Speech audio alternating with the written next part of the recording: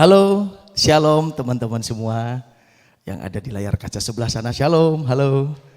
Bertemu kembali dengan saya di sini, Pastor Adi, dalam acara Jesus Way. Baik, saya dipercaya untuk ke depan membawakan beberapa seri untuk khotbah di Jesus Way. Untuk sesi ini, saya punya sedikit kerinduan gitu kan. Belajar tentang karakter raja-raja. Apa sih raja-raja? Raja-raja itu adalah zaman setelah zaman hakim-hakim, zaman setelah zaman Samuel gitu kan. Mereka menuntut meminta raja. Nah, raja itu tercatat di Alkitab. Kalau teman-teman, Bapak Ibu semua lihat itu ada 42 raja Israel. 3 raja itu ketika Israel masih bersatu, unity. 19 raja itu terpecah ketika terpecah menjadi Israel dan Yehuda. 19 raja Israel dan 20 raja Yehuda. Nah, saya tertarik di sini untuk membahas atau melihat karakter-karakter dari raja-raja yang sudah pernah ada, supaya kita bisa belajar dari kesalahan mereka.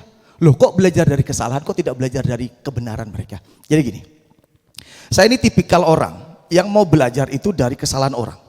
Kalau kita belajar dari kelebihan orang, itu normal. Semua orang pasti bisa belajar dari kelebihan orang. Tapi kalau kita belajar dari kesalahan orang, supaya kita tidak salah. Nah, ini juga sebuah pelajaran buku yang bisa kita pelajari bersama. Nah, untuk sesi pertama ini, saya akan menceritakan atau membawa kita kepada sebuah dimensi di mana raja-raja Israel, saya akan bawakan 3-4 raja. Nanti di sesi berikutnya kita akan bahas yang di atas setelah Israel terpecah menjadi Israel dan Yehuda. Oke, seperti yang teman-teman Bapak Ibu jemaat juga tahu bahwa raja di Israel, raja pertama yang kita kenal itu adalah Raja Saul. Siapa yang tidak kenal dengan Raja Saul? Kalau kita mendengar cerita ketika kita sekolah minggu, ketika kita mendengar cerita dari hamba-hamba Tuhan, dari pendeta, Raja Saul itu adalah seorang raja yang dipilih Tuhan, tetapi ditolak Tuhan. Ya, itu benar. Banyak juga hal yang bisa kita ambil dari seorang Saul. Namanya selama 40 tahun Saul tidak pernah kalah. Namun di akhir masa hidupnya dia kalah. Kenapa? Nah, itu yang akan kita pelajari bersama. Ya, kita akan lihat bahwa kesalahan Saul yang sangat besar itu ada 2. Supaya teman-teman juga bisa belajar bahwa kesalahan ini membuat Tuhan itu tidak suka. Bahkan melepaskan jabatan raja itu kepada yang lain. Sudah ditabiskan oleh Samuel. Supaya apa? Supaya menjadi raja dan kuasanya diteguhkan atas Israel. Ternyata di berjalannya waktu, nah ini dia. Namanya kesombongan, tidak ingin dikalahkan, egoisme. Itu semua ada di dalam Saul. Makanya berhati-hati atas namanya sebuah jabatan. Sama dengan saya juga lagi belajar. Beberapa hari terakhir ini, saya dipercayakan untuk sebuah pekerjaan yang baru. Di mana saya di posisi saya bekerja, itu dipercayakan sebuah posisi menangani beberapa staf. Dulu sebelum dipercaya naik 1 tingkat gitu kan, saya hanya mengurus diri saya sendiri. Bagaimana setiap job desk yang saya kerjakan itu adalah tentang bagaimana saya terhadap job desk saya. Saya berikan namanya quality terhadap pekerjaan saya selesaikan pekerjaan saya dengan baik. Tidak ada komentar, baik dari pimpinan saya dan orang-orang sekitar saya. Tetapi ketika naik ke jenjang yang berbeda, nah ini dia. Ketika kita naik ke jenjang yang berbeda, yaitu jenjang yang baru, namanya seorang pemimpin. Nah inilah yang tidak mudah. Kenapa? Karena tidak hanya berbicara tentang dirimu, tapi bagaimana kamu membangun unity ini. Bagaimana kamu membangun si A, si B, si C, si D, si E.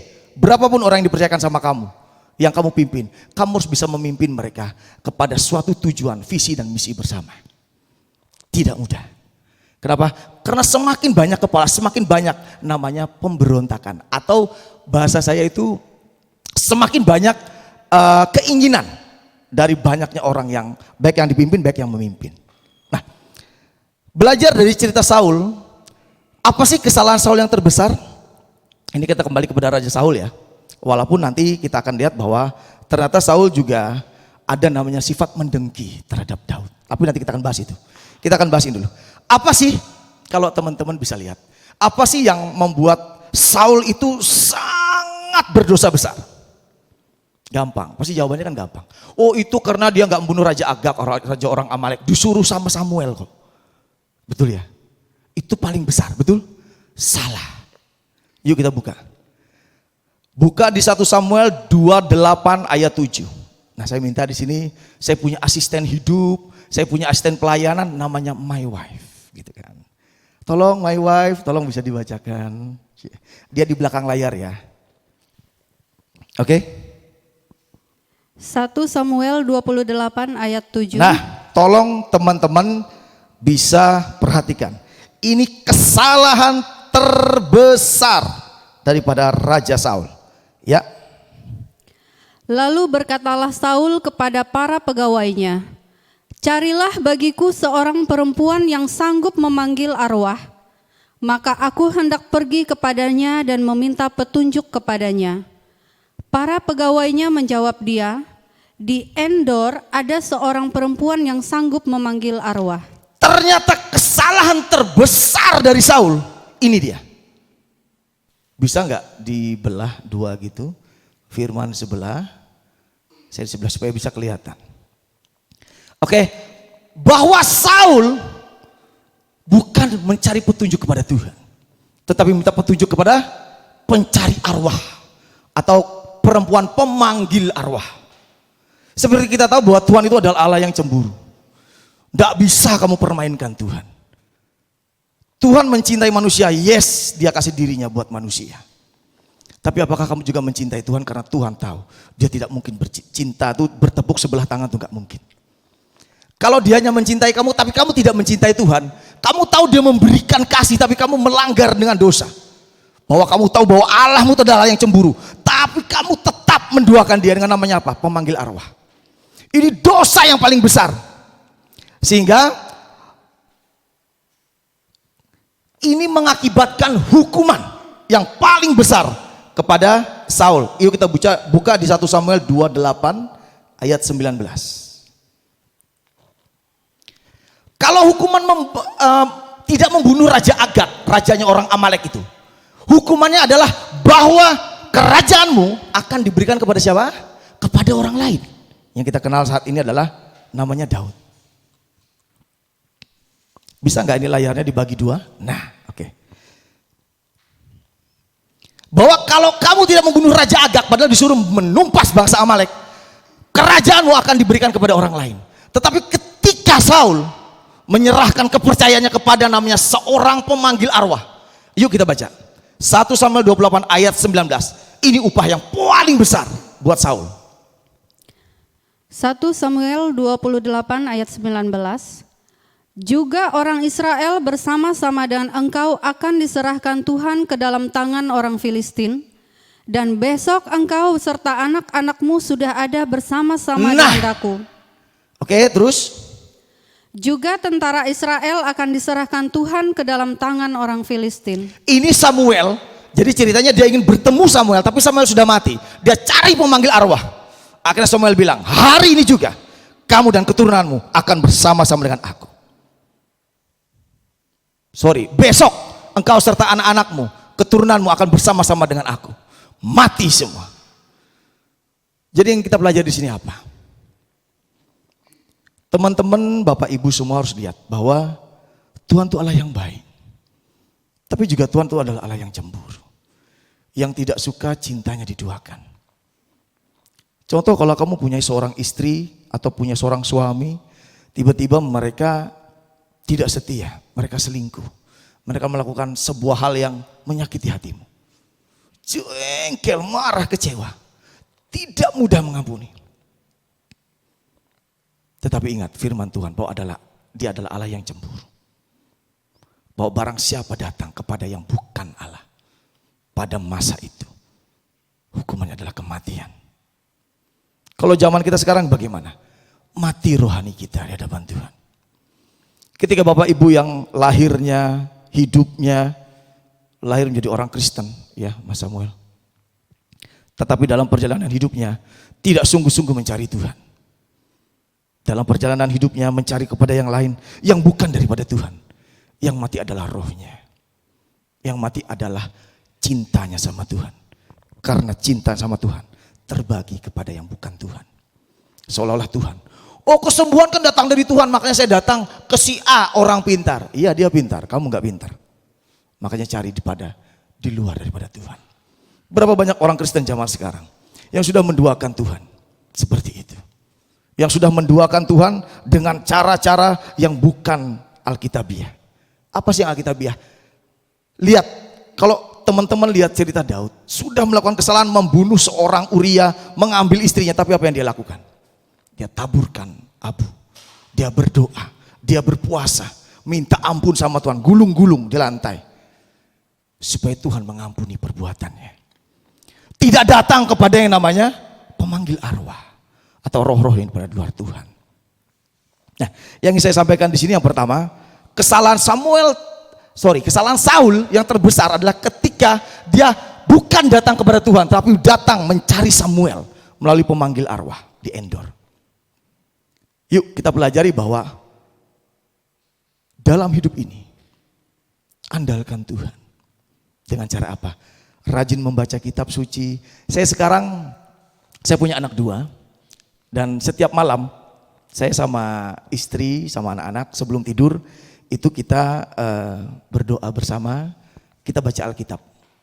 Kita baca Alkitab, terus saya juga meminta anak-anak untuk mencarikan intisari 2-3. Itu kita lakukan pagi jam 4:30 pagi, malam jam 8 malam. Sebelum tidur dan setelah bangun pagi. Supaya mereka punya habit rindu dan cinta akan Tuhan. Habit ini dibangun, dibentuk, susah, tidak nyaman. Tetapi habit ini adalah sesuatu yang akan mendatangkan kebaikan bagi mereka. Ketika mereka suatu saat di dalam tekanan, di dalam kesulitan apapun, mereka punya habit cari Tuhan. Nah ini yang saya bangun di dalam rumah tangga saya, dalam keluarga saya, bahwa sebelum tidur kami kumpul bersama, kami berdoa, kami membaca firman Tuhan dan mencari intisari dari firman Tuhan. Malam sebelum tidur dan bangun pagi 4:30 pagi, setiap hari. Kecuali ada beberapa hal yang mengakibatkan kami tidak sempat untuk melakukan itu, akan kita perpanjang waktunya di sesi berikutnya. Biasanya kalau pagi ada satu dan lain hal, kita malamnya kita perpanjang untuk beribadah internal rumah tangga. Saya membangun habit. Karena suka tidak suka. Walaupun di zaman saat ini, ketika kita banyak saya bertemu dengan orang-orang yang ngomongnya cinta Tuhan. Tapi dalam perjalanan hidupnya, seringkali mengandalkan kuasa di luar Tuhan. Saya pernah berkunjung ke rumah keluarga yang ada di sebuah kabupaten. Jadi ketika kita datang ke sana, orang ini cinta Tuhan, ngomongnya selalu Tuhan. Bagaimana dia suka pelayanan sampai suatu ketika dia mengeluhkan sakit. Kalau nggak salah waktu itu dia mengeluhkan sakit. Akhirnya dia dengar dari beberapa orang bahwa ada orang yang dipakai Tuhan untuk bisa menyembuhkan. Namanya Pak Le, dia bilang waktu itu. Tapi bukan dari pengikut Tuhan Yesus ya, bukan pengikut Kristus, bukan orang Kristen. Jadi dia datang ke sana, diberikan air. Terus ketika dia minum itu, nggak berapa lama dia merasa nyaman, dia merasa sembuh. Dia cerita sama semua keluarganya. Setiap berkunjung ke situ, dia cerita bahwa dia cinta Tuhan, tapi setiap ada masalah, ada setiap sakit itu diarahkan ketemu Pak Le itu. Saya cuma bisa bilang begini, kasihan hidup orang zaman sekarang. Percaya Tuhan, tetapi hidupnya tidak berjalan selaras dengan apa yang dia percaya. Berapa banyak dari kita yang seperti itu? Berapa banyak yang masih mengandalkan kuasa-kuasa di luar Tuhan? Bukannya datang kepada Tuhan, tetapi mencari Samuel melalui kuasa pemanggil arwah di Endor. Wow, ini adalah sesuatu yang menyakiti hati Tuhan. Lanjut. ke Imamat 20 ayat 6. Imamat 20 ayat 6, bahwa kesalahan dalam hal berpaling daripada Tuhan, yaitu kepada arwah atau roh peramal, itu wajib dilenyapkan dari bangsanya. Karena ini tercatat di dalam Alkitab pada masa itu. Ya, Imamat 20 ayat 6. Imamat 20 ayat 6. Orang yang berpaling kepada arwah, Orang yang berpaling kepada arwah, lanjut. atau kepada roh-roh peramal, Nah, atau kepada roh-roh peramal, ini yang dilakukan samanya Saul. yakni yang berzinah dengan bertanya kepada mereka, Ternyata bertanya saja, bertanya itu berzinah di hadapan Tuhan. aku sendiri akan menentang, Aku sendiri, huruf besar, it's God, itu Tuhan. Aku sendiri. Apa lanjut? akan menentang orang itu, Musuhmu itu adalah Tuhan. Ketika musuhmu adalah Tuhan, oh berat bro. Kalau musuhmu Ferdi masih mending, diajak gelut bisa menang. Musuhmu Tuhan, aku sendiri kata Tuhan, huruf besar, akan menentang orang itu dan melenyapkan dia dari tengah-tengah dan bangsanya. melenyapkan dia dari tengah-tengah bangsanya. Ini yang dilakukan Saul. Makanya Samuel bilang, besok kamu dan anak-anakmu akan bersama-sama dengan aku. Jadi kesalahan terbesar Saul mencari yang bukan Tuhan. Yuk teman-teman semua, jangan cari di luar Tuhan. Kamu akan membunuh rohmu sendiri. Cinta Tuhanmu akan dibuktikan dengan perilaku hidupmu. Karena perilaku hidupmu akan berbicara kualitas imanmu terhadap Tuhan. Kesalahan yang pertama, yang paling besar, mencari peramal, arwah di Endor. Yang kedua, kita baca di 1 Samuel 15 ayat 28. Ini cerita yang sering kita dengar bahwa Saul tidak mendengarkan perkataan Samuel, membinasakan seluruh orang Amalek, karena memang bangsa Amalek ketika itu membuat Tuhan murka sehingga harus di bumi hanguskan. Tetapi ternyata Saul mengambil lembu-lembunya yang terbaik. Saul juga membawa rajanya si Agag itu tidak dibunuh, dibawa jadi tawanan. Padahal bukan seperti itu maksud Tuhan. Bumi hanguskan semua. Tapi ternyata perintah Tuhan tidak dilakukan oleh Saul. Ya, 1 Samuel 15 ayat 28. 1 Samuel 15 ayat 28. Kemudian berkatalah Samuel kepadanya, Tuhan telah mengoyakkan daripadamu jabatan raja atas Israel. Oke, sebentar. Tidak mentaati firman Tuhan, hukumannya adalah kuasamu atas Israel akan dikoyakkan Tuhan. Itu jabatan raja, karena raja itu punya kuasa atas suatu bangsa, suatu suku, suatu kumpulan orang besar. Lanjut. Tuhan telah mengoyakkan daripadamu jabatan raja atas Israel pada hari ini, dan telah memberikannya kepada orang lain yang lebih baik daripadamu. Hukumannya dilepaskan dari jabatanmu dan diberikan kepada orang lain. Tapi kamu tidak dibunuh sama Tuhan. Padahal itu menyakiti hati Tuhan. Tetapi ketika kamu mencari roh peramal, arwah, atau yang bahasa kerennya sekarang paranormal, kan gitu ya. Paranormal, dukun sakti gitu kan. Ya walaupun sekarang kalau pakai istilah dukun kayaknya ketinggalan zaman ya Mas ya. Kita kan sekarang pakai zamannya paranormal. Orang pintar, minumnya pasti tolak angin itu kan. Orang pintar minum tolak angin. Nah, ternyata ketika kamu menduakan Tuhan dengan berzina, bahkan bertanya kepada roh peramal pun, kamu harus di bumi hanguskan, ditiadakan dari dunia ini. Karena hukuman Tuhan berkata demikian di Imamat tadi. Seperti saya bilang tadi, bahwa di zaman sekarang rohanimu yang mati. Jadi apa yang bisa kita pelajari dari seorang Saul? 40 tahun memerintah atas Israel. Belum pernah kalah.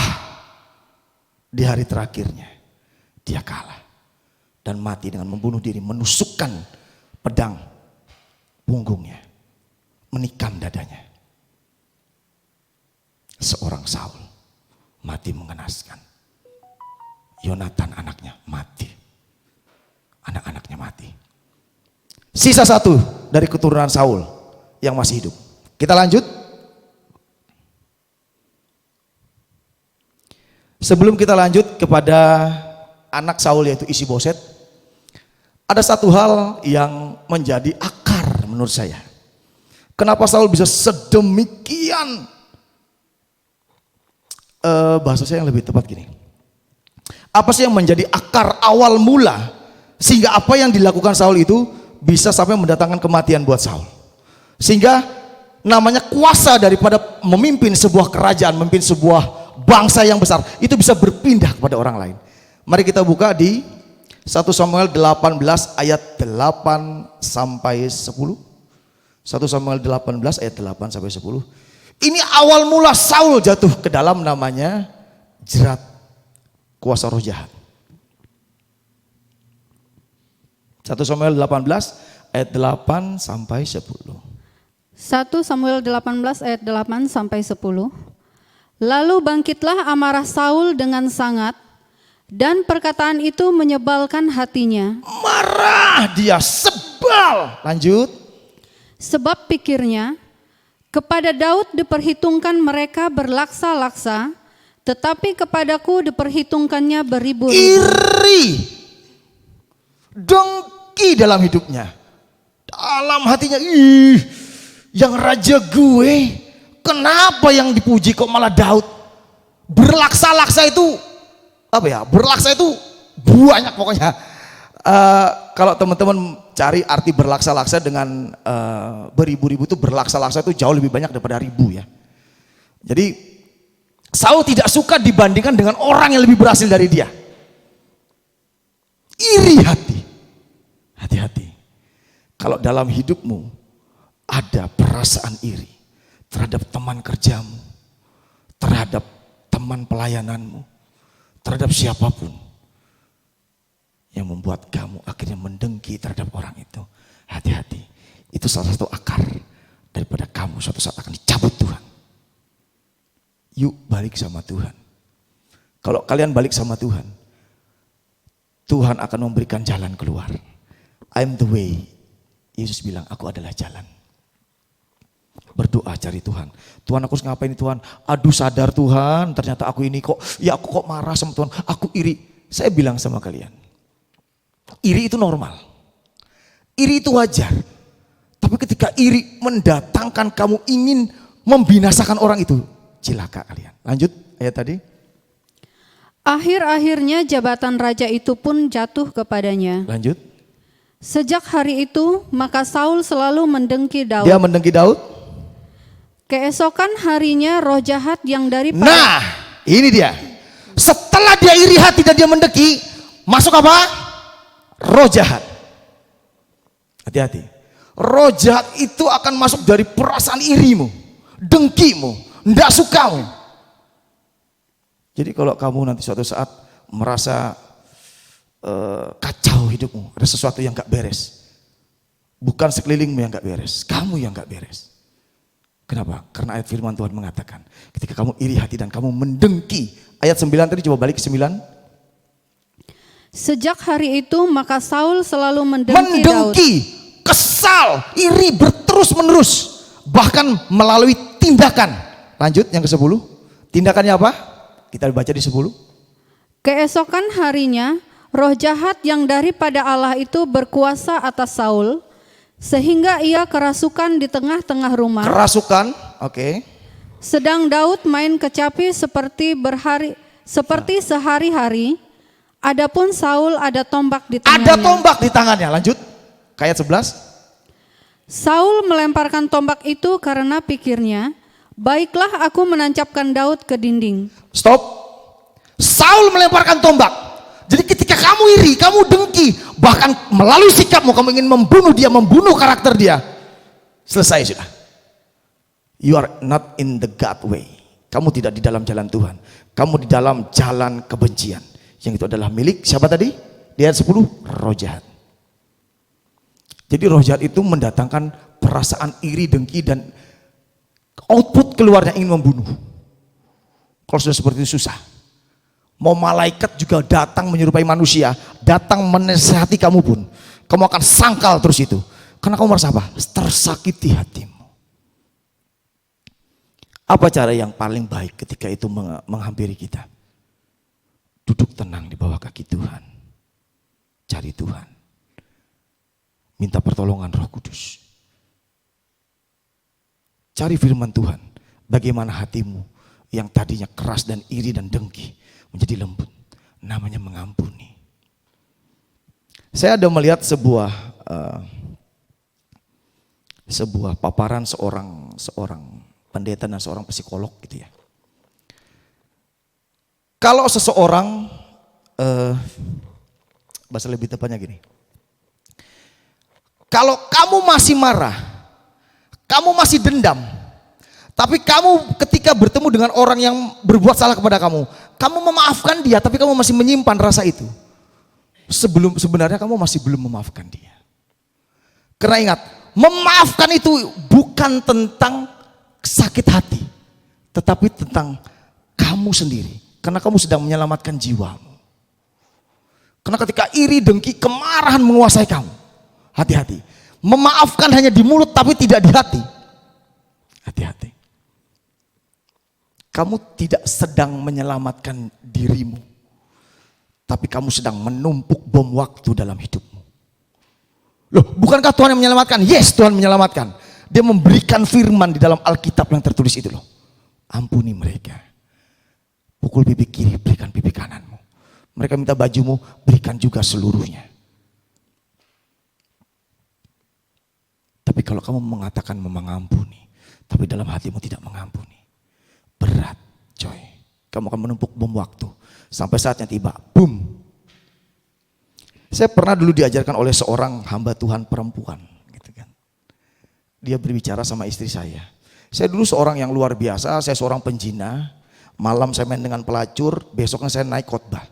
Diundang orang khotbah, semua orang tepuk tangan. Gak tahu malamnya main pelacur. Sampai suatu ketika Tuhan rubah hidup saya persingkat saja. Tuhan rubah hidup saya, hubungan saya sama istri. Saya ngakui kesalahan saya di hadapan istri. Dan istri pun berusaha untuk mengampuni. Nah, berjalannya waktu, seseorang yang disakiti itu tersayat-sayat sembilu gitu kan. 9 pilu gitu kan, sembilu. Itu enggak mudah. Tersayat-sayat hati dihianati itu enggak mudah. Akhirnya ada seorang hamba Tuhan perempuan yang saya kenal. Ini luar biasa, dia memberikan pengajaran buat istri saya, ngomong gini. Mengampuni itu memang susah. Tapi kalau kamu betul-betul mengampuni, kamu harus melayani dia seperti sebelum terjadi hal-hal yang menyakiti hatimu.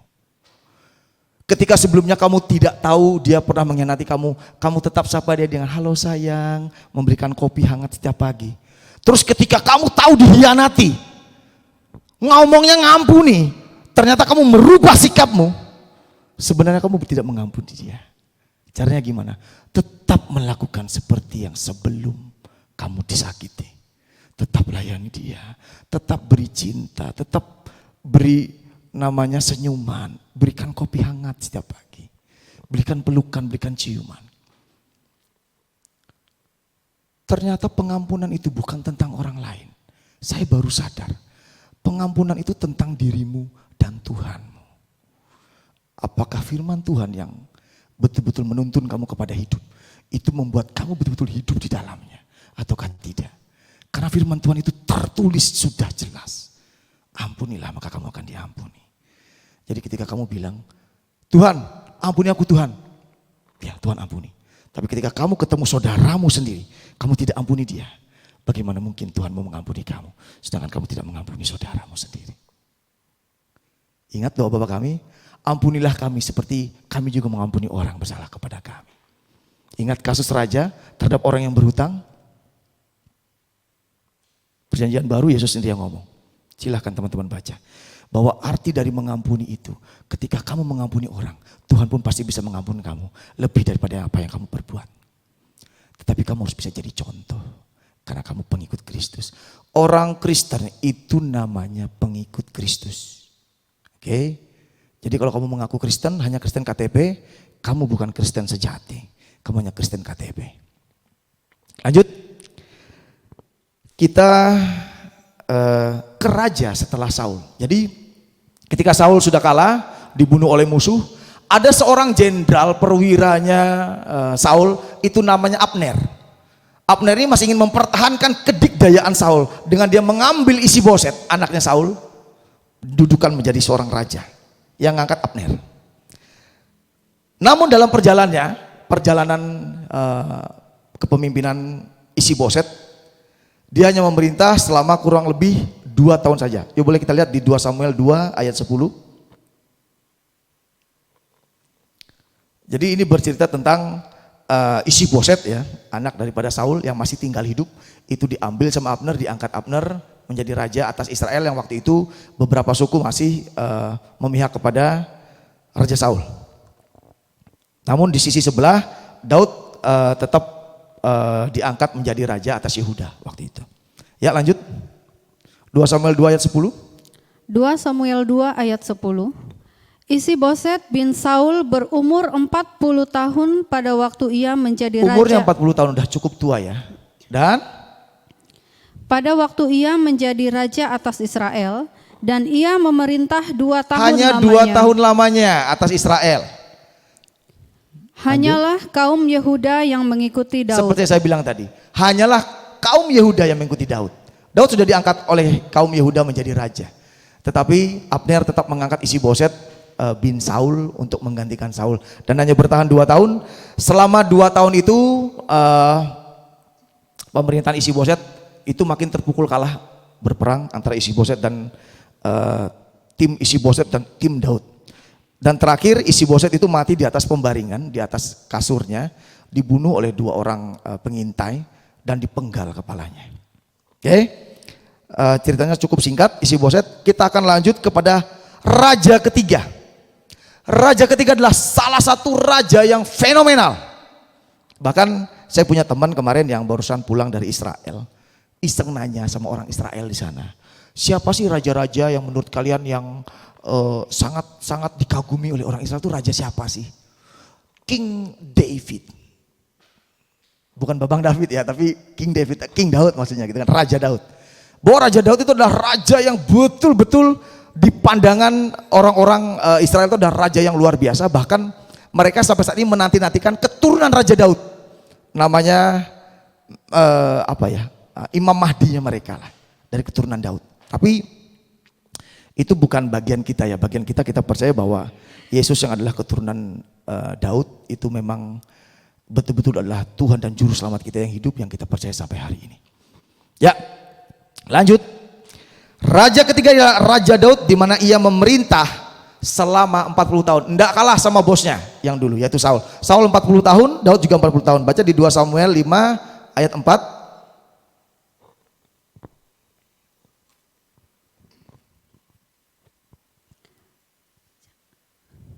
Ya. 2 Samuel 5 ayat 4. Daud berumur 30 tahun pada waktu ia menjadi raja. 40 tahun lamanya ia memerintah. Ternyata Daud cukup lama, bukan cukup lama ya, lama banget. Usia 30, memerintah 40, 70 tahun usia Daud. Akhirnya dia mati karena tua, karena sakit. Nah, kita akan melihat. Tadi kita sudah berbicara tentang kesalahan Saul, Isi-Boset hanya sedikit ya. Terus kita melanjut kepada namanya seorang Daud. Ada perbedaan yang sangat besar antara Saul dengan Daud. Kalau Saul mencari namanya roh-roh peramal, dia pegang Samuelnya, dia nggak pegang Tuhannya, beda dengan Daud. Daud itu tahu bahwa ada imam besar di zaman itu, tetapi dia cinta Tuhan, mencari Tuhan sendiri. Bahkan pernah ada satu kasus di Ai, kalau saya tidak salah, dia memakai namanya baju imam untuk mencari Tuhan. Namanya jubah Tuhan, untuk berdoa mencari Tuhan. Terus yang diandalkan oleh Daud siapa? Jelas dari cerita ini kita lihat dari cerita ini bahwa Daud mengandalkan Tuhan. Daud tidak mengandalkan hamba Tuhannya, Daud mengandalkan Tuhannya. Tetapi dia juga menaruh hormat terhadap hamba Tuhan, salah satunya Nabi Nathan, yang mengingatkan dia akan kesalahan. Yuk kita lihat kesalahan Daud apa sih? Kesalahan Daud yang tercatat di Alkitab yang sangat besar itu ada 2. Selama ini kita tahu kesalahan Daud ialah membunuh Uria, ngambil istrinya, betul gitu ya. Banyak hamba Tuhan seperti itu kan. Yes, itu benar. Tetapi masih ada satu lagi kesalahan Daud. Tapi kita akan melihat dari kesalahan yang pertama yaitu ialah bahwa Daud membunuh Uria dan mengambil istrinya di 2 Samuel 12 ayat 9. Ini hukumannya. Sorry, ini cerita tentang Daud membunuh Uria dan mengambil istrinya, 2 Samuel 12 ayat 9. 2 Samuel 12 ayat 9. Mengapa engkau menghina Tuhan dengan melakukan apa yang jahat di matanya? Stop. Ternyata Alkitab mencatat, kalau kamu berbuat jahat, kamu menghina Tuhan. Berbuat jahat bisa nggak diampuni? Bisa diampuni. Tapi kamu tahu, berbuat jahat itu menghina Tuhan. Kenapa? Kenapa waktu itu Nabi Nathan ngomong ini seperti itu kepada Daud? Karena sepanjang hidup Daud, Tuhan jaga dan lindungi dia. Lepas daripada ujung tombak mata pedang Saul, diselamatkan Tuhan, bahkan diangkat jadi raja. Bahkan selir-selir istrinya Saul diberikan ke pangkuan namanya Daud. Kalau kurang ini itu aku beri, kata Tuhan. Tapi kenapa engkau menghina Tuhan dengan melakukan apa yang jahat di matanya? Lanjut. Uria orang Het itu kau biarkan ditewaskan dengan pedang. Biarkan tewas dengan pedang. Dibuat skenario. Kamu maju sana ya. Yoab, suruh itu si Uria itu ke sana. Duluan maju ke medan perang ya. Biar nanti ketika di medan perang sudah tahu musuhnya berperang dengan hebat sana. Pergolakan terlalu hebat. Tahu pasti bakal kalah. Udah maju deh Uria sana. Karena ada sebuah namanya, sebuah skenario besar Daud. Ingin mengambil istrinya karena sudah ditiduri olehnya. Lanjut. Istrinya kau ambil menjadi istrimu, dan dia sendiri telah kau biarkan dibunuh oleh pedang Bani Amon. Ternyata yang dilakukan Daud itu menghina Tuhan. Jadi kalau teman-teman Bapak Ibu ya, ketika kalian berbuat jahat, entah kalian sengaja membuat sebuah skenario, kalian punya sahabat tapi kalian gak suka, tapi kalian sengaja ya jebloskan dia ke dalam sebuah namanya penderitaan, sebuah hal yang kalian skenariokan supaya dia menderita, itu jahat di mata Tuhan. Kalian menghina Tuhan karena ngakunya percaya, tapi kelakuanmu tidak seperti orang percaya. Dan hukuman daripada hal itu ada di 2 Samuel 12 ayat 10 sampai 11. 2 Samuel 12 ayat 10 sampai 11. 2 Samuel 12 ayat 10. Ini hukuman. Kenapa? Karena Daud sudah membuat sebuah skenario jahat.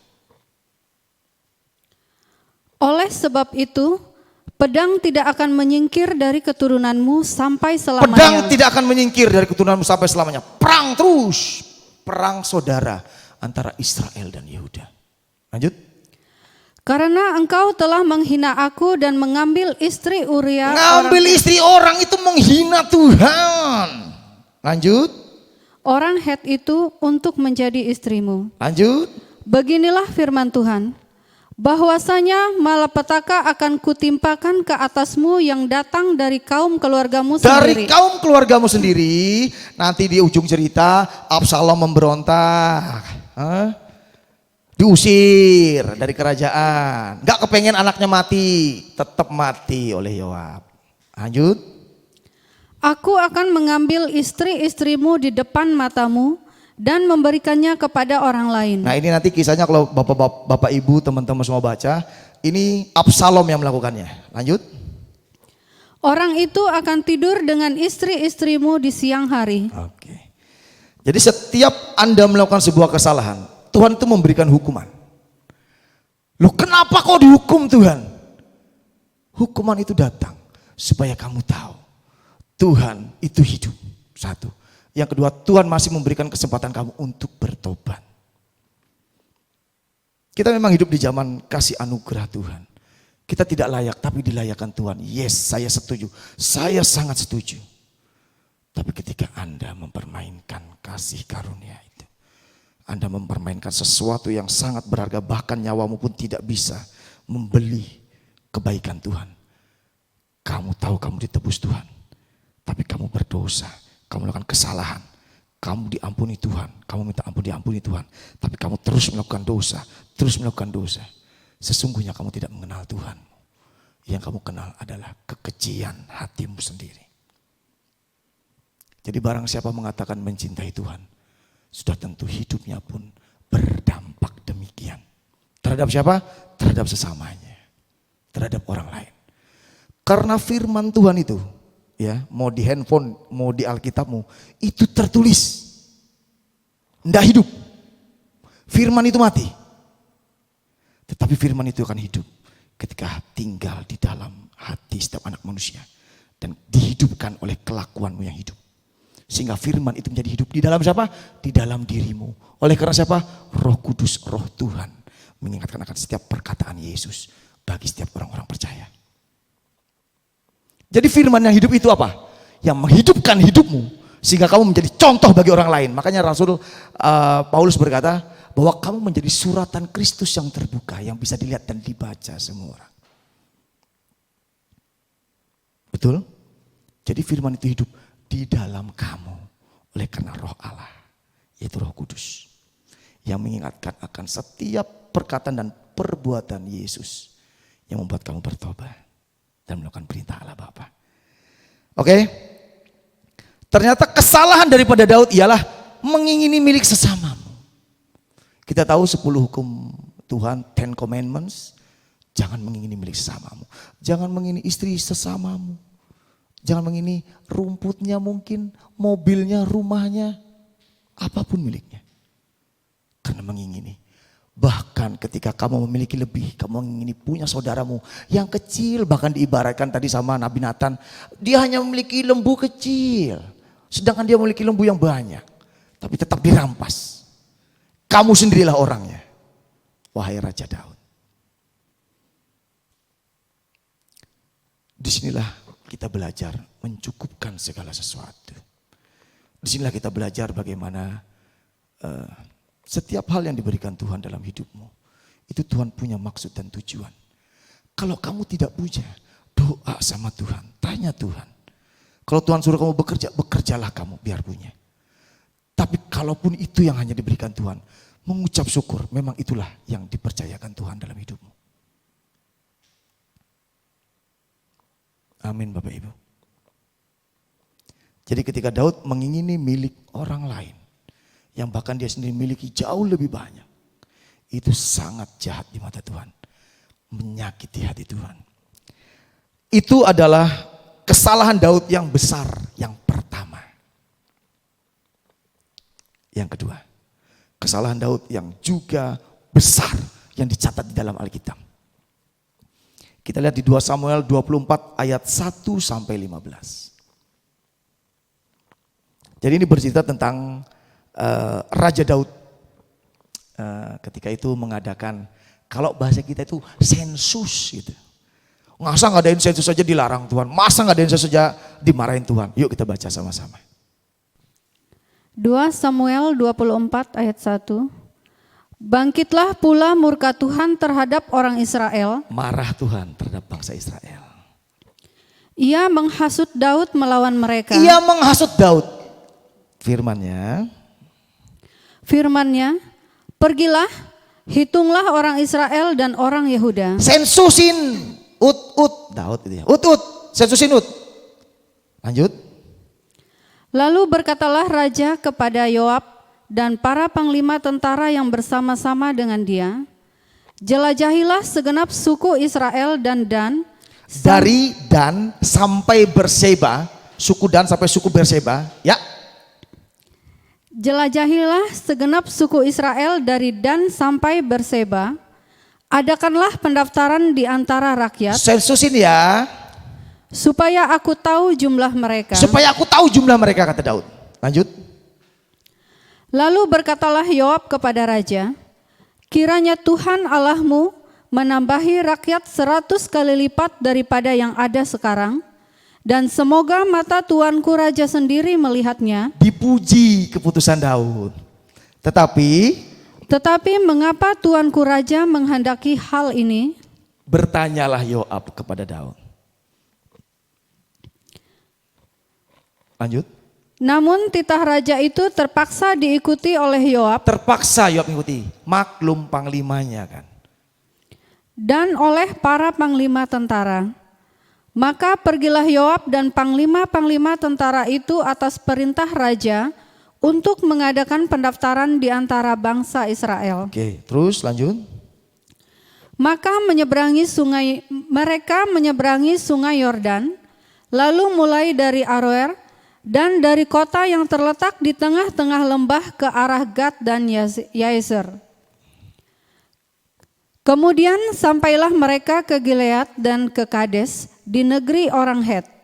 Selanjutnya sampailah mereka ke Dan, dan dari Dan mengambil jurusan Sidon. Kemudian sampailah mereka ke tempat yang berkubu, Tirus, dan ke segala kota orang Hewi dan orang Kanaan. Akhirnya tibalah mereka di bagian selatan Yehuda di Beersheba. Setelah mereka menjelajahi seluruh negeri itu, sampailah mereka kembali ke Yerusalem setelah lewat 9 bulan dan 20 hari. Jadi lamanya 9 bulan 20 hari. Sensus negeri. Lanjut. Lalu Yoab memberitahukan kepada raja hasil pendaftaran rakyat. Orang Israel ada 800.000 orang perangnya yang dapat memegang pedang, dan orang Yehuda ada 500.000. Yoab itu memberitahu hasilnya. Raja Daud ada 800.000 orang yang dapat memegang pedang. Kalau 800.000 orang itu kalau dikumpulkan, dalam satu tempat itu ampun seperti apa ya? Seperti pasir di pantai kali ya. Yang mampu memegang pedang, belum yang belum mampu memegang pedang, yang anak-anak misalkan. Sangat banyak itu.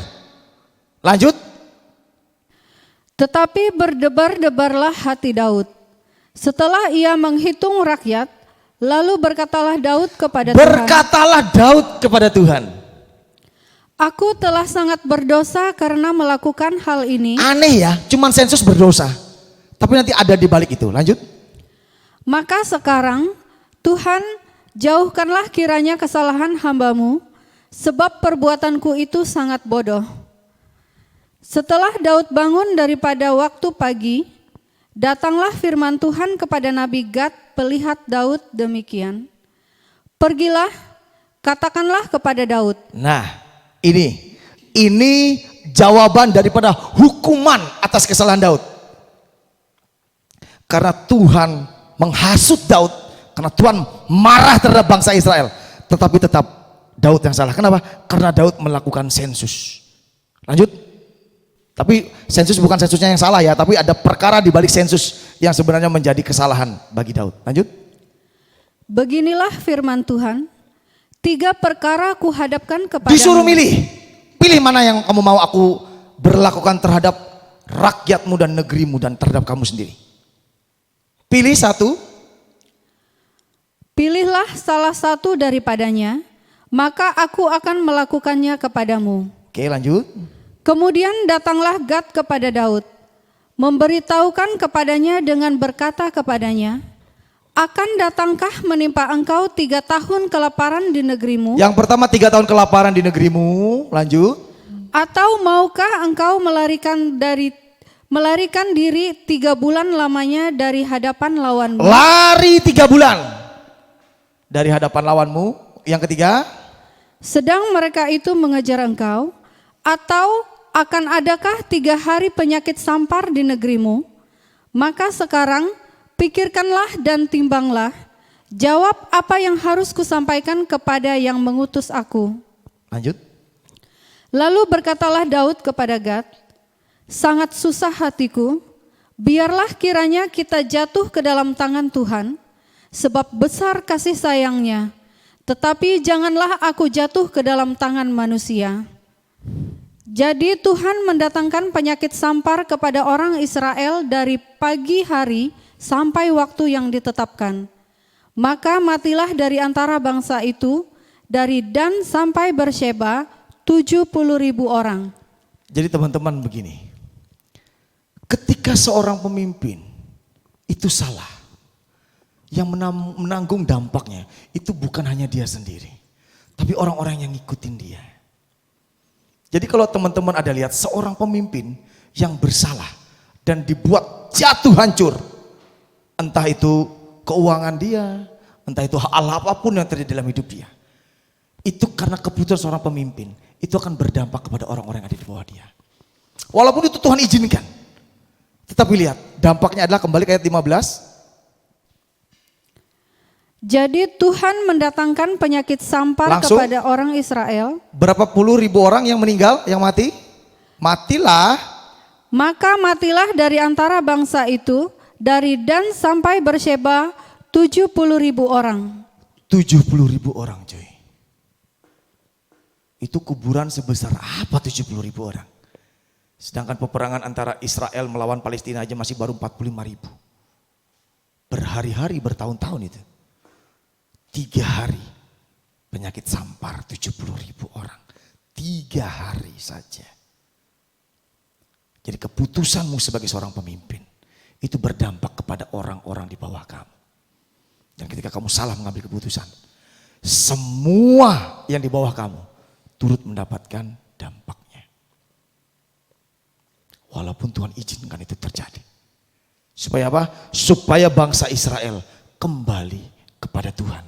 Karena Tuhan sedang marah terhadap bangsa Israel. Ini adalah kesalahan Daud yang kedua. Keputusannya untuk mensensus, keputusannya untuk mendata orang-orang yang hebat, mendata namanya prajurit-prajurit, mendata namanya kekuatan tempurnya. Itu salah di mata Tuhan. Mengakibatkan 70.000 orang mati. 2 yang dicatat Alkitab kesalahan Daud. Membunuh Uria dan mengambil istrinya. Dan mengadakan pendaftaran bagi bangsa Israel. Dan itu merupakan sebuah kekejian di hadapan Tuhan. Apa yang bisa kita lihat? Ternyata di akhir hidupnya, Daud itu pun memiliki kesombongan. Kesombongannya apa? Merasa banyak punya anak buah. Merasa berhasil. Merasa bisa membangun negeri yang hebat. 40 tahun tidak pernah kalah Daud. 40 tahun Daud tidak pernah kalah. Kenapa? Karena tangan Tuhan bersama Daud. Tetapi Tuhan menghanguskan, Tuhan meniadakan, Tuhan membuat mati bangsa itu. 70.000 orang dalam 3 hari. Apa yang bisa kita pelajari kembali? Bahwa ketika kamu memiliki kesombongan, merasa bisa, merasa mampu, hati-hati. Sebenarnya kamu sedang menumpuk sebuah hukuman di hadapan kamu. Saya ingin mengajarkan kita bahwa ingat-ingatlah. Saya ingat seorang hamba Tuhan itu ada pernah memberikan sebuah pengajaran yang menjadi salah satu tolak ukur hidup saya. Jadi seperti ini. Ini betul-betul sebuah semboyan yang menurut saya ini sebuah hal yang luar biasa. Seperti ini. Ingat-ingatlah. Kamu diambil dari mana oleh Tuhan. Sebelum kamu saat ini dipertontonkan Tuhan sebagai emas yang mulia. Ingat-ingatlah kamu diambil dari mana. Sebelum dipertontonkan sebagai mutiara yang indah. Ingat-ingatlah kamu diambil dari mana. Sebelum saya bisa dipertontonkan seperti ini. Saya ini seorang bajingan. Saya ini seorang yang tidak patut, tidak layak melayani Tuhan. Kenapa? Karena saya melakukan dosa terus menerus. Tapi di hadapan orang tidak ada satupun yang tahu. Bahkan istri saya pun tidak tahu kebejatan saya. Luar biasa menyakiti hati Tuhan dan menyakiti orang banyak. Sampai saatnya Tuhan angkat dengan sebuah pengakuan dosa. Dengan sebuah pengampunan. Dengan sebuah namanya cinta suami istri. Membangun kembali rasa cinta dari nol. Bagaimana kami berusaha mempertahankan cinta kami. Kami seringkali meluangkan waktu dalam 1 tahun beberapa kali jalan-jalan berdua. Entah ke Banjar, entah kemana, gandengan tangan. Mesra banget. Sampai orang bilang, ih aneh itu om-om itu megang tangan anak gadis. Dikira istriku itu masih gadis. Ya enggak lah, istri saya itu lebih tua dari saya 1 tahun. Tapi tampilannya seperti anak gadis. Kenapa? Karena dibuat indah oleh suaminya. Kenapa? Karena saya ini penggemar perempuan cantik. Teman-teman, Anda tidak perlu malu ya mengakui kelemahan Anda. Tapi biarlah kelemahan itu Anda harus buat supaya kelemahan itu tidak menjadi hal yang bakal menjatuhkan kamu. Saya ini penggemar perempuan cantik, ya iyalah saya normal. Akhirnya gimana? Akhirnya saya buat istri saya cantik. Dengan cara apa? Aku ingin kamu begini mah, aku ingin kamu begitu mah, untuk aku. Lebih daripada itu saya akan kasih batasan. Kamu gak boleh melewati ini, kamu gak boleh melewati ini. Kalau lewat daripada ini aku gak suka. Aku ingin kamu seperti ini. Kenapa? Karena pada mulanya perempuan itu diciptakan untuk apa? Penolong yang sepadan. Aku perlu ditolong karena aku punya duri dalam daging. Namanya pernah berzina dengan perempuan. Jadi gimana caranya? Duri dalam daging terus menusuk saya, terus menusuk saya. Saya berdoa, Tuhan gimana? Aku gak sanggup Tuhan. Istriku mendekat padaku, menutupi lubang itu. Kamu mau apa? Aku pengen setiap pagi disediain kopi hangat. Disediakan kopi hangat. Aku pengen kamu masakin ikan, dimasakin ikan. Wow. Jadi cinta itu apa? Cinta itu dari hal kecil yang menjadi kesukaan suamimu, salah satunya. Ketika saya belajar bahwa kita harus mengingat bahwa sebelum kita dimuliakan Tuhan, kamu harus ingat kamu itu dulu siapa. Saya ini adalah seorang PNS yang gagal. Saya bilang gagal kenapa? Saya punya gaji 3.200.000. Saya pakai 2.800.000 untuk pinjam di bank. Sisa 1 bulan sisa 400.000. Itu hanya orang bodoh yang melakukan itu. Kenapa? Karena saya tidak bertimbang baik dan buruknya. Saya ingin membeli rumah dan mobil supaya dipandang orang berhasil. Sebenarnya yang saya lakukan membuat saya justru semakin jatuh terpuruk. Sampai akhirnya saya diangkat Tuhan, dimuliakan Tuhan sampai hari ini. Kalau misalkan Bapak Ibu teman-teman pernah mengalami masa yang susah. Dan saat ini diangkat Tuhan dengan kebahagiaan. Diangkat Tuhan dengan kemuliaan. Baik itu keuangan, baik itu rumah tangga, cinta kasih, anak, istri. Ingat-ingat itu kebaikan Tuhan. Tidak ada waktu kita untuk memikirkan kesombongan. Malah ingin berbagi dengan orang lain. Bercerita pada orang lain. Supaya orang lain itu juga bisa menamakan mengalami hal yang sama dengan kita. Kalau kamu diberikan Tuhan kelebihan uang, bagilah kepada sesamamu. Kalau kamu mendapatkan cinta yang lebih daripada pasanganmu, bagikanlah itu kepada orang lain. Supaya orang lain juga mendapatkan cinta dari pasangannya. Seperti kamu mendapatkan cinta dari pasanganmu. Ceritakan kebaikan Tuhan. Tapi jangan pernah lupa, kamu dari mana diambil Tuhan. Dari namanya emperan, dari namanya lumpur, dosa. Sehingga tidak ada kesempatan kamu untuk sombong seperti Daud. Itu salah satu daripada apa yang dicatat Alkitab. Kesalahan yang Daud lakukan. Sombong dengan keberhasilannya. Kita akan lanjut.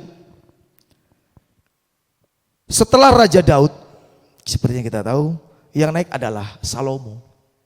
Salomo ini lahir dari seorang perempuan yang seperti kita tahu dari kesalahan. Dari Berseba. Sehingga lahirlah Salomo. Dan seperti yang kita sering dengar juga, bahwa Salomo ini adalah seorang raja yang ketika berhadapan dengan Tuhan, dia memilih hikmat Tuhan untuk mengatur bangsa yang besar ini, bangsa Israel. Bangsa yang besar ini, dia memilih hikmat. Raja yang hebat, tidak memilih kekayaan, tidak memilih nama besar, tapi memilih hikmat. Tapi tahukah Anda, Raja Salomo pun tercatat melakukan kesalahan di hadapan Tuhan. Yuk kita lihat di 1 Raja-Raja 11 ayat 1 sampai 2. Jadi ketika Anda memiliki hikmat, bayangkan ini memiliki hikmat Tuhan yang luar biasa. Mengatur barisan bangsa Israel dengan luar biasa. 40 tahun sama seperti Abah, tidak pernah terkalahkan. Tetapi dia pun melakukan sebuah kesalahan. Yuk kita baca bersama. 1 Raja-Raja 11 ayat 1 sampai 2. 1 Raja-Raja 11 ayat 1 sampai 2. Adapun Raja Salomo mencintai banyak perempuan asing. Banyak perempuan asing. hal-hal yang di luar bangsa Israel. Karena waktu itu tidak boleh seorang Israel itu menikah dengan orang-orang di luar bangsa Israel. Itu Tuhan sendiri berbicara melalui Musa. Terus? Di samping anak Firaun, ia mencintai perempuan-perempuan Moab. Moab, ini bangsa yang dikalahkan di tanah perjanjian. Amon, Edom, Sidon, dan Het. Ini semua bangsa-bangsa yang sudah ditaklukkan oleh bangsa Israel. Tapi masih campur baur. Warga setempat ketika mereka dikalahkan oleh bangsa Israel turut campur baur. Dan ia mencintai perempuan-perempuan dari suku yang pernah dikalahkan. Lanjut. Padahal tentang bangsa-bangsa itu, Tuhan telah berfirman kepada orang Israel, janganlah kamu bergaul dengan mereka, dan mereka pun janganlah bergaul dengan kamu. Bahkan bergaul pun jangan. Karena apa? Sebab sesungguhnya mereka akan mencondongkan hatimu kepada Allah-Allah mereka. Hatimu akan dicondongkan mereka kepada Allah-Allah mereka. Lanjut. Hati Salomo telah terpaut kepada mereka dengan cinta. Dengan alasan cinta, seseorang bisa menyatakan namanya toleransi. Tapi tahukah Anda, atas dasar cinta, sesungguhnya kamu menyakiti hati Tuhanmu. Toleransi itu boleh-boleh saja, apalagi terhadap pasanganmu, karena kamu mencintai dia. Tapi kamu yang mengenal firman Tuhan, apalagi memiliki hikmat Tuhan seperti namanya Salomo. Dia mencintai istri-istrinya dari bangsa-bangsa asing. Terpaut hatinya terhadap istri-istrinya. Bahkan rela melakukan apa yang jahat di mata Tuhan. Apa saja hal yang jahat itu? Lanjut di 1 Raja-Raja 11 ayat 5 sampai 8. 1 Raja-Raja 11 ayat 5 sampai 8. Demikianlah Salomo mengikuti Asitoret, dewi orang Sidon. Dewi orang Sidon, tadi seperti dibilang tadi salah satu istrinya dari Sidon. Dia mengikuti namanya dewa Asitoret. Lanjut. Dan mengikuti Milkom, dewa kejijikan sembahan dia orang punya Amon. Istri orang Amon, mengikuti namanya dewa Milkom. Lanjut. Dan Salomo melakukan apa yang jahat di mata Tuhan, dan ia tidak dengan sepenuh hati mengikuti Tuhan seperti Daud ayahnya. Pada waktu itu Salomo mendirikan bukit pengorbanan bagi Kamos. Mendirikan bukit pengorbanan. Dia yang mendirikan bukit pengorbanan bagi Kamos. Because I love you my wife. Padahal itu salah. Dia mentolerir itu semua. Hati-hati dengan sesuatu yang namanya cinta. Cinta bisa membuat rumah tanggamu indah. Tapi cinta juga bisa membuat rumah tanggamu berantakan. Karena tidak sesuai kebenaran firman Tuhan. Akhirnya kamu mentolerir hal yang jahat di mata Tuhan. Dengan alasan cinta. Lanjut. Dewa kejijikan sembahan orang Moab. Di gunung di sebelah timur Yerusalem dan bagi Molok. Ini yang terakhir disebut. Dan bagi Molok, lanjut. Dewa kejijikan sembahan Bani Amon. Lanjut. Demikian juga dilakukannya bagi semua istrinya, orang-orang asing itu yang mempersembahkan korban ukupan dan korban sembelihan kepada Allah-Allah mereka. Lanjut ke ayat 7, balik ke ayat 7, balik ke ayat 7. Pada waktu Bentar, balik ke ayat 7. Ayat 7 ya. Oke. Dan bagi Moloch, dewa kejijikan sembahan Bani Amon. Dari seluruh dewa, dewa Moab, dewa Sidon dan lain-lain. Ini yang paling menjijikan di hadapan Tuhan. Semua itu menjijikan di hadapan Tuhan. Tapi ini yang paling menjijikan. Ayo kita baca. Di Imamat 18 ayat 21 dan Imamat 20 ayat 2. Imamat 18 ayat 21. Siapa sih Molok itu? Ini Molok ini luar biasa Bapak Ibu. Ini yang paling menyakiti hati Tuhan. Semua menyakiti hati Tuhan, tapi ini yang paling mengerikan. Lanjut. Imamat 18 ayat 21. Janganlah kau serahkan seorang dari anak-anakmu untuk dipersembahkan kepada Molok, supaya jangan engkau melanggar kekudusan nama Allahmu. Akulah Tuhan. Ternyata Molok ini adalah dewa, di mana orang-orang yang percaya kepada Molok itu mempersembahkan anaknya laki-laki, mempersembahkan anaknya perempuan untuk dia apa? Dibakar buat Molok. Gila. Seorang Salomo yang penuh hikmat Tuhan bisa melakukan hal yang sangat keji, mengizinkan pembunuhan anak dan dipersembahkan kepada Molok. Baca di Imamat 20 ayat 2. Imamat 20 ayat 2. Imamat 20 ayat 2. Engkau harus berkata kepada orang Israel, setiap orang, baik dari antara orang Israel maupun dari antara orang asing yang tinggal di tengah-tengah orang Israel, yang menyerahkan seorang dari anak-anaknya kepada Molok. Nah, Molok itu menuntut persembahan mati anak. Atau persembahan itu berupa anak yang dikorbankan. Pasti itu. Nanti silakan teman-teman searching di handphone itu ya. Klik searching Molok gitu. Semua yang berhubungan dengan Molok itu berhubungan dengan persembahan anak laki-laki dan anak perempuan dibakar hidup-hidup untuk dewa Molok. Ini dewa yang paling mengerikan. Karena menuntut persembahannya adalah nyawa. Lanjut. Pastilah ia dihukum Pasti mati. dihukum mati. Pasti dihukum mati. Yakni rakyat negeri harus melontari dia dengan batu. ini yang dilakukan seorang Salomo. Bukan hanya menyakiti hati Tuhan. Bukan hanya melanggar kekudusan Tuhan. Tetapi atas dasar cinta mentolerir segala kesalahan. Jadi siapa bilang punya hikmat Tuhan? Siapa bilang orang cerdas? Siapa orang bilang orang pintar? Tidak bisa jatuh ke dalam pelanggaran dosa. Terlebih ketika itu berhubungan dengan hal yang menjijikan bagi Tuhan. Apa yang kita butuhkan di sini? Satu, kamu harus mengenal Tuhanmu. Bahwa 10 Commandments, 10 perintah Tuhan itu adalah isi hati Tuhanmu. 1 sampai 4 itu dirangkum Tuhan Yesus. Kasihlah Tuhan Allahmu dengan segenap hatimu. Salah satu dari 1 sampai 4 bahwa Tuhan adalah Allah yang cemburu. Dia tidak ingin kamu menyembah Allah lain selain daripada Dia yang adalah Tuhan. 5 sampai 10 itu kepada sesamamu. Makanya dirangkum Yesus, kasihlah sesamamu manusia.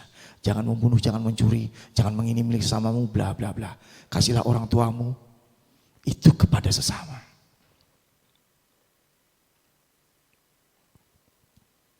Kenali Tuhanmu. Apa yang Dia inginkan, apa yang Dia tidak sukakan. Baca Alkitab. Saya pun seringkali tidak intens membaca Alkitab. Karena kesibukan atau alasan apapun. Segera saya sadar, aduh Tuhan, maaf, salah aku. Di malam hari, sebelum istirahat tidur, baca secara pribadi. Tanya Tuhan, apakah Anda dalam hidup Anda seringkali bertanya sama Tuhan? Atau mengambil keputusan sendiri? Ya, Tuhan menuntut keputusan kamu, betul.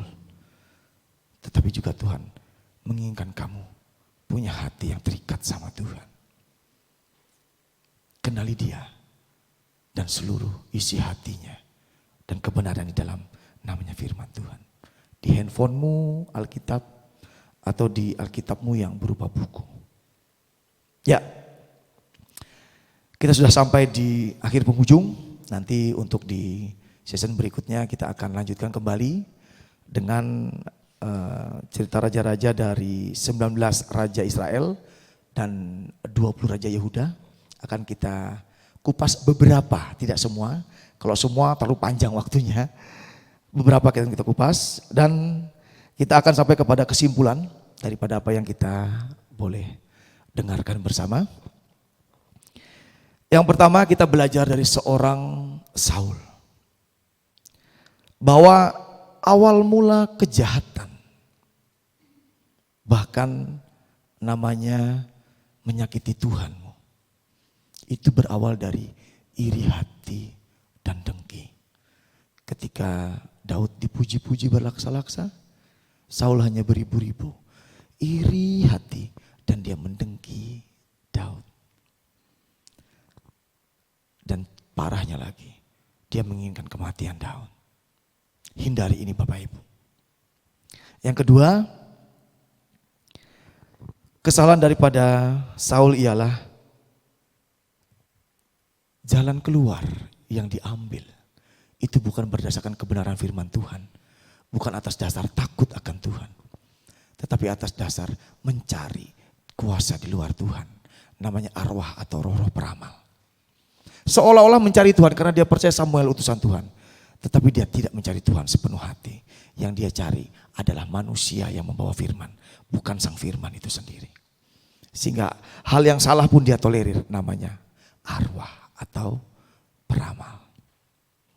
Kalau ada dalam hidup Anda Bapak Ibu, yang hari ini seringkali dalam masalah bukan cari Tuhan, tapi cari orang pintar, yuk berbalik. Tuhanmu menunggumu. Dia menunggu kamu kembali. Sesuaikan kebenaran hidupmu dengan standar Alkitab. Yang ketiga, kita belajar dari seorang Daud, bahwa ketika kamu mengingini milik sesamamu, padahal kamu lupa yang kamu miliki itu jauh lebih baik, jauh lebih besar. Tapi kamu mengingini milik orang lain. Hati-hati. Hukuman menimpa kamu. Guna hukuman untuk menyelamatkan kamu. Supaya kamu sadar dan bertobat. Dan akhir hidupnya Daud dikenang Tuhan. Makanya ketika Daud sudah mati, ketika Tuhan berbicara kepada Salomo, karena aku mengingat ayahmu, karena aku mengingat Daud hambaku ini. Seorang Daud yang pernah salah pun dipandang Tuhan luar biasa. Daud pun menerima hukuman. Tapi dari cerita ini kita tahu bahwa hukuman mendatangkan pertobatan bagi Anda yang ingin mencari Tuhan.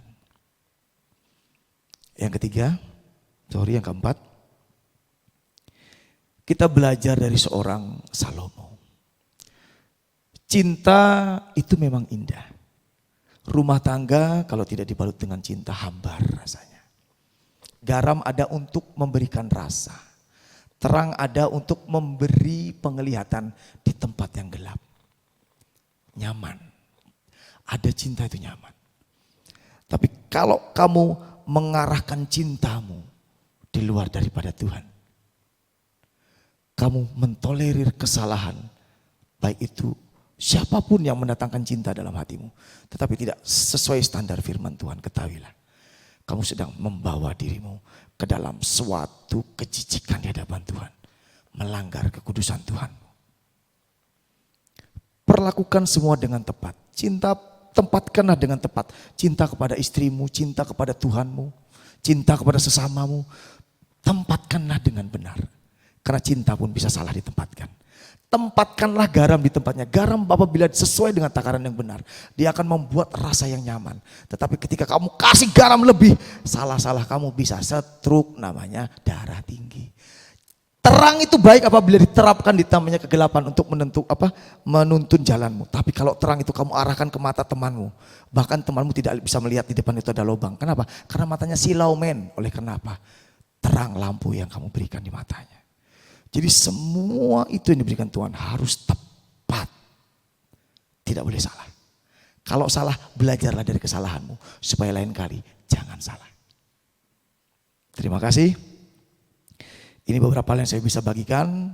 Next untuk sesi selanjutnya, untuk episode selanjutnya, kita akan bahas kembali tentang karakter raja-raja yang lain dan kita belajar dari kesalahan guna mencari bagaimana hati Tuhan terhadap umatnya.